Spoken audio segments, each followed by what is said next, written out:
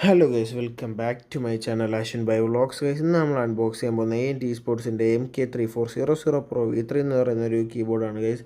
നമ്മളിത് അൺബോക്സ് ചെയ്യുമ്പോൾ അതായത് നമുക്ക് ബില്ല് ഇരിപ്പുണ്ട്, പിന്നെ AMD സ്പോർട്സിൻ്റെ വാറണ്ടി കാർഡ് ഇരിപ്പുണ്ട്, പിന്നെ താങ്ക് യു കാർഡ് ഇരിപ്പുണ്ട് ഗൈസ്.